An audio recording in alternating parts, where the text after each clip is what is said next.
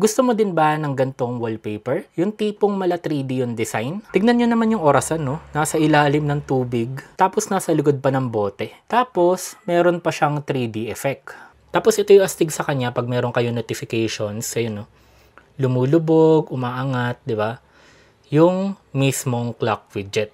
And ang maganda din dito, pwede rin kayong gumawa ng sarili ninyong design kagaya na lang nito. So nag-i-interested lang ako dito kasi may ginawa si Apple Design na wallpaper and sobrang naastigan ako sa kanya. So actually hindi naman bago yung concept ng depth effect or yung parang napupunta sa likod ng picture or ng wallpaper yung mismong relo. Pero ang naging unique para sa akin sa ginawa ni Apple Design is hindi lang siya basta napunta sa likod. Ang nangyari sa mismong clock widget is lumubog siya sa tubig pero magkadugtong pa din siya. So ito ituturo ko sa inyo guys sa video na to. So makikita nyo dito guys, nagawa ko na siya. So ito yung mismong wallpaper na ginamit ni Apple Design. Then ito ako yung gumawa dito. Nag-generate ako using ChatGPT, even ito.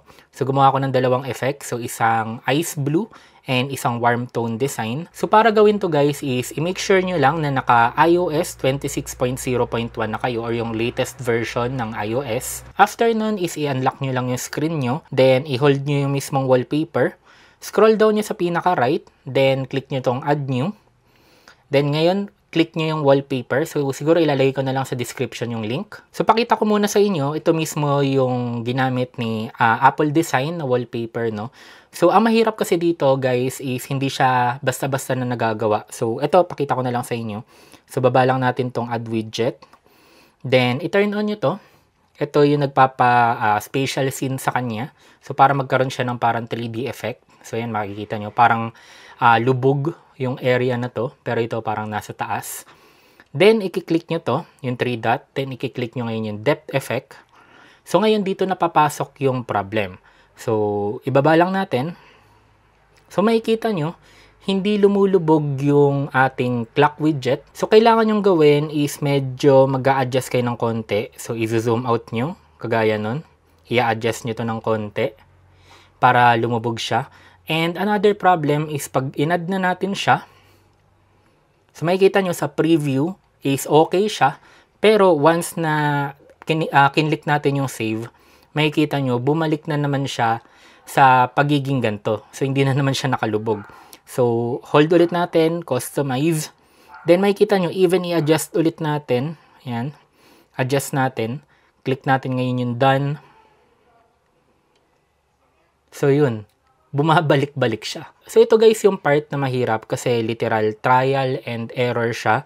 So, kailangan i-adjust nyo tong mismong clock widget. So, pwede nyo yung patabain, pwede nyo i-adjust yung height, pwede nyo i-zoom in, i-zoom out, then pwede nyo i-zoom in. So, ulit-ulitin nyo yun until magawa nyo yung tama. And pag nagawa nyo yung tama, pag kinlik nyo ngayon yung done, makikita nyo is hindi na siya bumabalik. So, even i-click natin siya ngayon, is nakaset na yung pagkakaroon niya ng depth effect. Using ChatGPT, no, so ang ginawa ko, what do you call this wallpaper? So I could search similar ones. So ito yung wallpaper na kinuha ko kay Apple Design. Then nagsuggest na si ChatGPT ng prompt na pwede nyong gawin.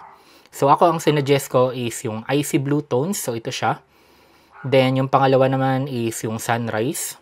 Actually, nakailang trial and error din ako and ilang AI images na nasubukan. Pero for some reason is hindi sila gumagana pag nilalagyan ko ng depth effect. Like for example, ito, na-generate ko din to. Pero yan o, makikita nyo. For some reason, ayaw talaga niyang lumubog sa tubig kahit anong gawin ko. Kahit mag-zoom in, mag-zoom out, ayaw talaga. Sa lahat na na-generate ko before ako magkaroon ng limit is itong dalawa yung gumana. Itong sunrise and itong icy tone. So ito yung tsura ng icy blue tone na para sa akin sobrang ganda niya. Then yung battle sa gitna is ako lang yung nagpa-add sa kanya. Yun nga lang sabi ko sa inyo, medyo matyaga lang siya. Pero para sa akin is worth it naman yung effect na makukuha niyo sa kanya. Kasi sobrang, ang ganda lang. Parang ang aesthetic lang tignan kumbaga.